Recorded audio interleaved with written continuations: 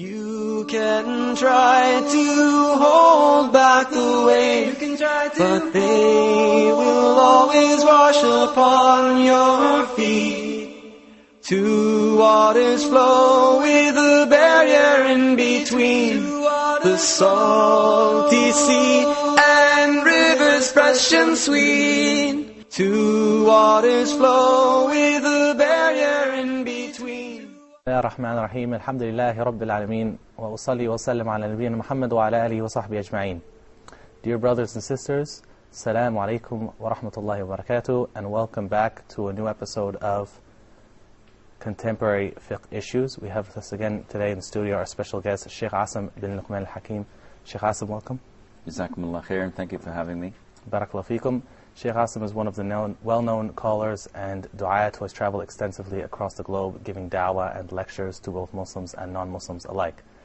Shaykh Assim, in the last few episodes we've been talking about the issue of beautification in Islam, and you briefly mentioned the issue of cosmetic surgery. We talked about how beautification is a form of ibadah in many cases, but in some cases it can be a form of disfigurement and changing the creation of Allah. What about cases of surgical cosmetic surgery, where someone is actually beautifying themselves through surgical procedures, or for example someone who has a tattoo where they have a part of their skin cut deep and then ink filled in which permanently stays with them? Bismillah ar-Rahman ar-Rahim, alhamdulillah rabbil alameen, wa sallallahu sallam wa barak ala abdihi wa rasulihi al-ameen, nabiyina Muhammadin wa ala alihi wa sahbihi ajma'in. There are two different types: surgical procedures and tattooing, which is considered to be a surgical procedure in a sense. And if you look at the definition of tattoos, it's puncturing the skin and, as you said, filling it with ink or with special paint under the skin that lies there and becomes permanent. I think they call it the dermis, which is a layer of the skin. And this act was cursed by the Prophet ﷺ. Therefore, it's forbidden in our religion for a person to take this permanent tattoo. Even in its modern day form, it's forbidden. It is forbidden because changing the color of the skin can be permissible if it is temporary. It's for like a week or so. Like in the case in dyeing your beard or your hair, in using henna to decorate a woman's hand or body. This lasts for a week, maximum 2 weeks, and then it fades away. Or like these temporary tattoos that they have in the West, where you buy some bubble gum and you get like a little sticker that you put on. Yeah, this is okay because the duration is very minimal. But there are other types of tattoos that are not permanent, but they would take like 6 to 9 months before they fade away, and they take the same ruling of the forbidden tattoos. And in most cases they're also harmful, no? Most likely they are harmful, but even if they are not harmful, we have the ruling from the Qur'an and from the Sunnah that forbids us from doing this. The funny thing is that if you look and analyze, why do people do this? Why do people, alter the creation of Allah? Why do people impulsively do things and then they regret it? So you come like 20 years later, when someone is 40 or 45 years old, and he looks at SpongeBob, for example, and says, oh, well, it was the trend those days, not anymore. And they would have tattoos of the girlfriends and the loved ones who they depart a week or two afterwards, and they're stuck with this. Mm-hmm. All of this is forbidden in Islam.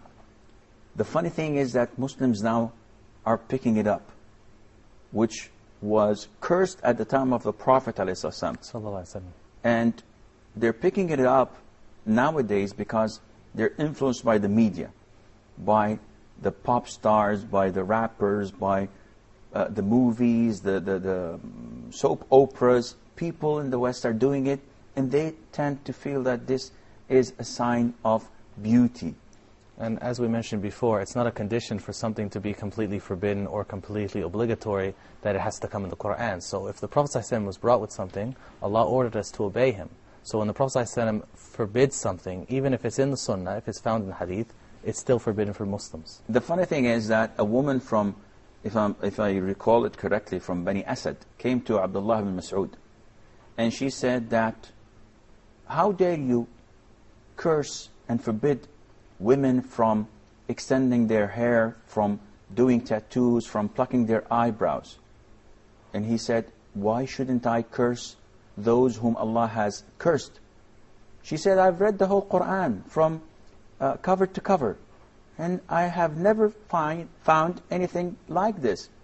He said, it's in the Qur'an. She said, where? He quoted the ayah where Allah Azza wa Jal says, and whatever the Prophet ﷺ brings to you, you should follow, and whatever he forbids you from doing, you should abstain and refrain from doing that. And he said, and the Prophet ﷺ said that these women are cursed. So the woman looked at Abdullah ibn Mas'ud and she said, and she doubted it, because like a lot of the people do nowadays, maybe your wife does this. And you're saying that the Prophet cursed women who do this? Well, maybe your wife does this. He told her, go and check my wife. So the woman went into his house and checked his wife and came back, and she said, by Allah, she's not doing anything of the forbidden things that you've mentioned in the hadith. And Abdullah ibn Mas'ud said, by Allah, if she hadn't, or if she had done these things that the Prophet had cursed, ﷺ, she wouldn't have been my wife. So we see a common trend, even from the time of the Sahaba, radiallahu anhum, may Allah be pleased with them, that people take the actions of a majority as the norm. They say, well, everybody does it, so how could it be forbidden? And this is a false way of thinking, isn't it? It is. Now, we as Muslims have a responsibility to follow the Qur'an and the Sunnah. Not to follow the mass of the people, not to follow the majority. We follow the Qur'an and the Sunnah because Allah will ask us on the Day of Judgment about this. And these tattoos are considered to be changing the creation of Allah, and they are cursed by the authentic hadith through the Prophet sallallahu alaihi wasallam, and there's no reason for us to do this. And I've seen people who have small tattoos on their hands. Some of them have their tattoos on their cheeks or on their chins, and when asked, they replied that this is a sign of the wali we follow. So it's even worse than tattooing. It's like branding this human being to be the follower of X, Y, Z. And usually it includes a lot of associating others with Allah, like grave worshipping, etc.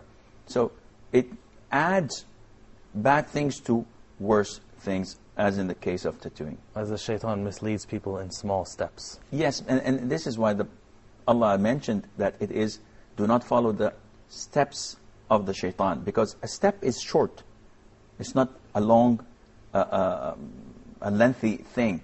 So by following small steps of the shaitan, this would lead us to things that are major and more forbidden than these small steps. Assalamu alaikum.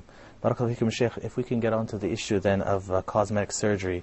Some humans or some people, they use different parts, whether it be of their own human body or parts of other human bodies, or even in some cases parts of animals, for corrective means, where they have a defect. Is this forbidden? What are the types of cosmetic surgeries? Essentially speaking, you have to always refer back to the two criteria mentioned earlier. That is, we should not change the creation of Allah for the purpose of beautification. This is not permissible in Islam, unless it is to restore what was there originally and to remove a defect. So, for example, if we have someone that was born with a defect, abnormality, can we change this? Someone who has something in his lip. Some children are born, the doctor explained that in his report, but I don't keep his terminologies by heart. So if the child is born with a lip that is not normal, can we correct this surgically? The answer is yes.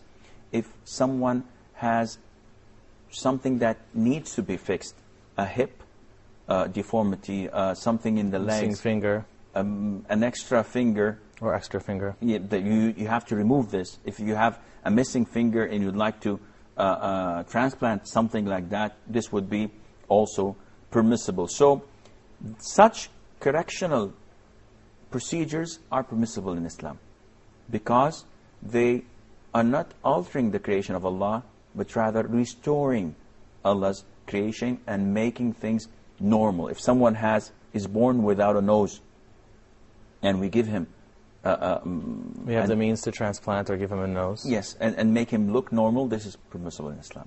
Barakallahu feekum. Like the issue of, I believe there was a woman who was mauled by a chimpanzee in the States recently, and it left her face deformed, so she had some corrective surgery to make her look more normal again. So in that case, if that were to happen to a Muslim, it would also be permissible.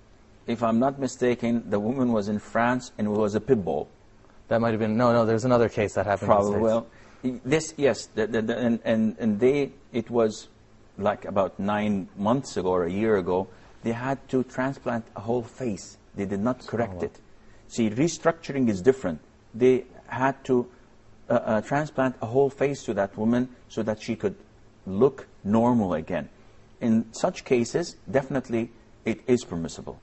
And would it be considered desirable even? It is, because it would restore the confidence to a person's self, and secondly, it would make him look normal again.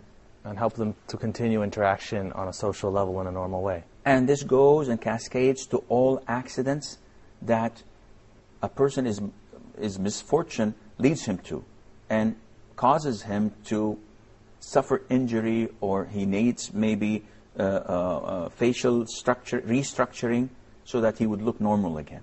Barakallahu feekum, Shaykh. Inshallah, we'll continue, but just after the break. Wassalamu alaikum wa rahmatullahi wa barakatuh. Allah Ta'ala, Allah Ta'ala, Allah Ta'ala.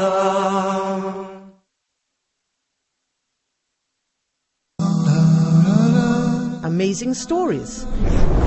In this program, we get to know about people of the past whose stories were mentioned in the Islamic tradition and related by the Prophet, peace be upon him. That verily us, meaning Allah subhanahu wa ta'ala, we tell you about the best of the stories. We tell you about the best of the stories. When we narrate a story, when we read a story, when we try to benefit from a story, what we are trying to do in reality is to go back through the steps, through the different parts and sections of this story until the story is actually completed, and that we can take the actual benefit directly from the story.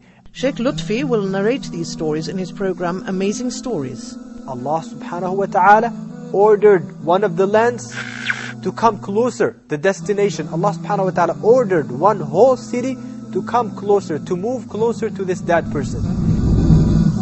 Amazing Stories in Ramadan on Huda TV.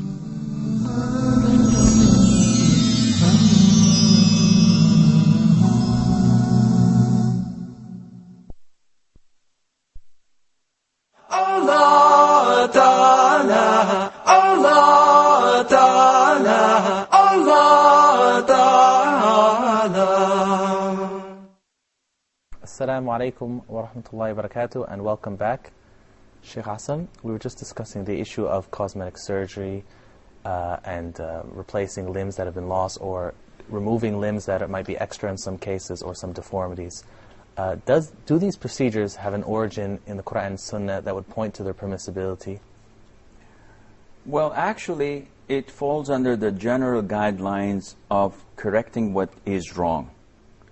And there's also a hadith where a man fought with the Prophet ﷺ in one of the battles, and his nose was chopped off. So, in order to correct this, the Prophet ﷺ allowed him to take a nose made of silver and attach it to his face so that he would look normal. And the man did so, But after a while, as you know, silver, once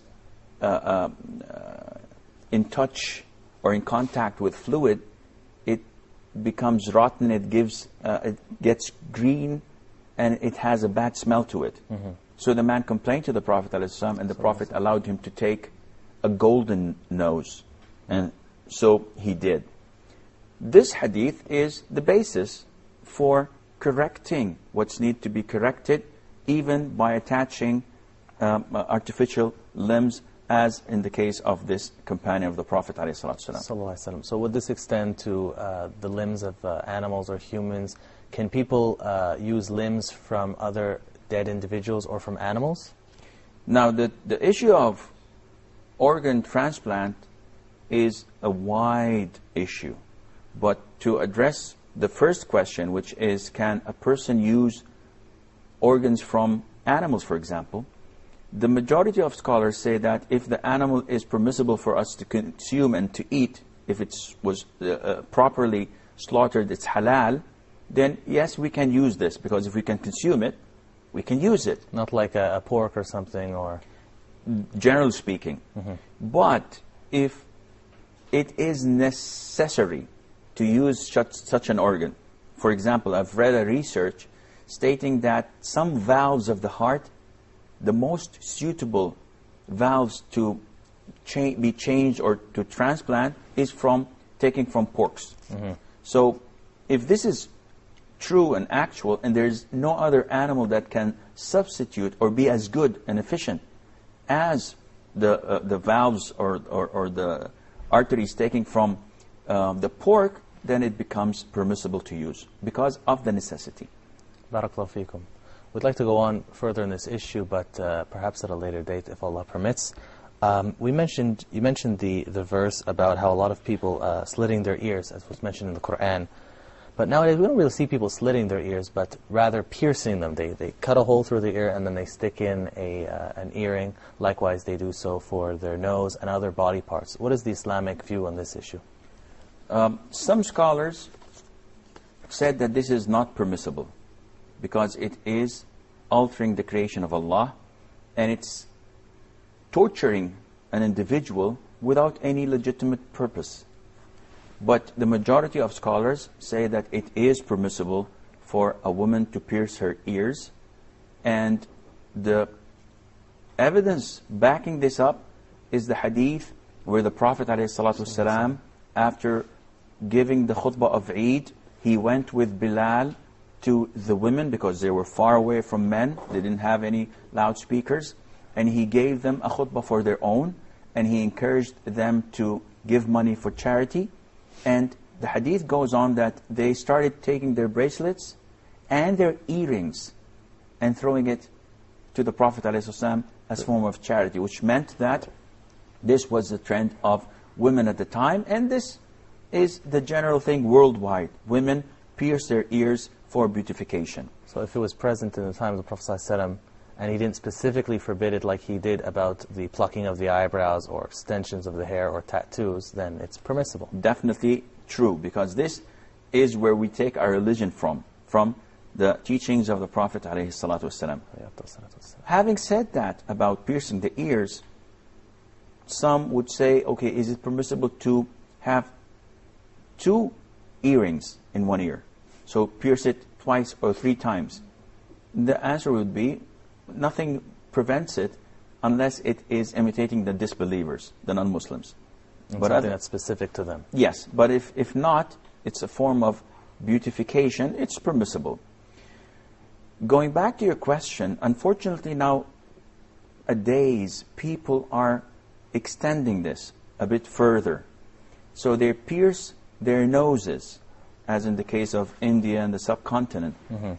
And they consider this to be forms of beautification. Or their lips even in some cases. Well, now if you go to Europe and to the States, you'd find horrific things. You'd find people piercing their lips, you'd find people piercing their tongues, people piercing their nipples and their private parts and places you'd never imagine. And there's no reason for doing this. So all of such mutilations are considered to be forbidden because it's harmful it is baseless, and it's not form of beautification. It's form of standing in the out. It's a form of being unique for them. Yes, and this is forbidden in Islam. Because being unique means that you would do things others don't do just for the fame, just for the heck of it. And this is unacceptable in Islam. It's forbidden to stand out in the crowd. So if someone decides, if I come tomorrow and I'm wearing this pink ghutra on my head, and just I'd like to be unique, this is forbidden in Islam. It's called thawb al-shuhra. It's the fame, the dress of fame, so that people would know that you are standing out of the crowd. Likewise, certain women who choose to wear certain clothes to stand out. I remember reading once a question and a fatwa regarding a woman who lives in Morocco and wished to wear the niqab and the isdal as they wear it in the Khalij or as they wear it in Egypt, for example. And they said, no, you should wear it as the women of your country wear it, as long as you're fulfilling the obligations of the hijab. Because the object of the hijab is to have people look away from you, not to look at you. And if she's the only one wearing it, she's going to stand out more than anything else. This is true, providing that she is completely covered from head to toe, and there is no fitna. The conditions are Yes. met for the hijab. Yes. Barakallahu fikum. You mentioned regarding one of the essential elements of cosmetic surgery, that if it's done to correct a defect that's not natural. But some people also have cosmetic surgery applied in cases where they have natural, what they refer to as defects, such as aging or wrinkles, which in effect are not defects whatsoever. But what about women who want to remain beautiful and pleasing for their husbands? What about having these face lips and nip tuck and all these different terms that they use to basically correct their wrinkles and their age?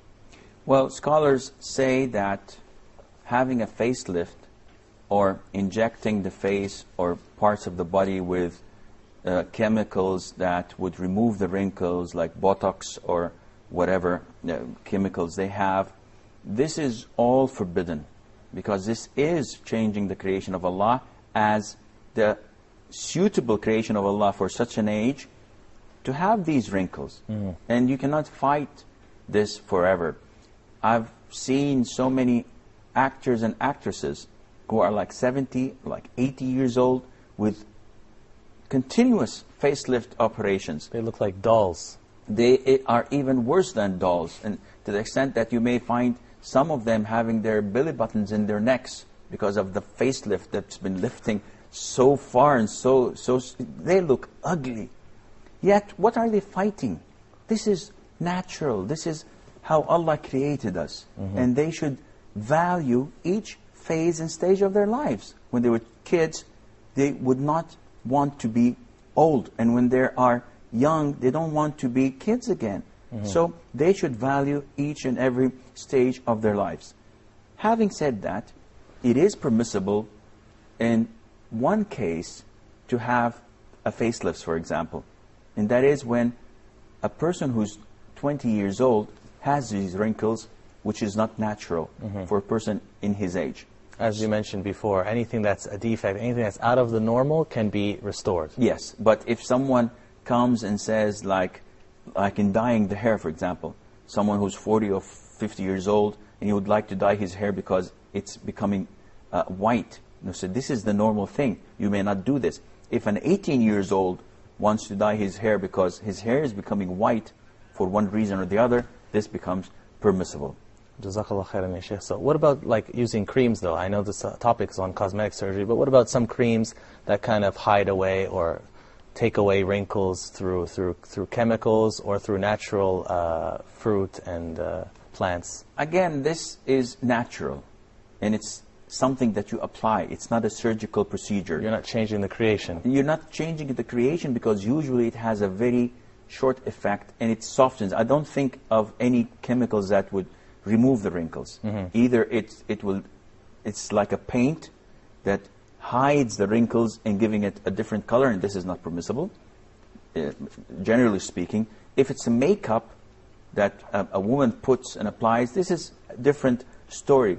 If they put cucumbers and kiwis so that they would make it softer, and or mud and or something like that, this is okay, because this is natural. It's different than having a facelift. taking care of the skin is permissible. A woman that wants to bathe in milk, for example, or applies milk on her body so that it gives it a softer and more natural look, this is permissible as long as it's not being too extravagant. Barakallahu feekum, ya shaykh. It's always a pleasure to have you on the show. Unfortunately, we're just about out of time. Thank you very much for joining us. Barakallahu feekum. And we hope to see you again next week. Wassalamu alaikum wa rahmatullahi wa barakatuh. You can try to hold back the waves, but they will always wash upon your feet. Two waters flow with a barrier in between, the salty sea and rivers fresh and sweet. Everything Allah commands to be will always become a reality. Everything Allah commands to be will always become a reality. Allah Ta'ala, Allah Ta'ala, Allah Ta'ala.